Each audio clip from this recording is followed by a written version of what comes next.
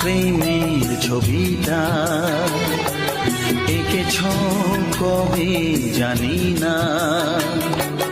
এ জীবন পেয়েছে ভালোবাসায় স্বপ্নের ঠিকানা।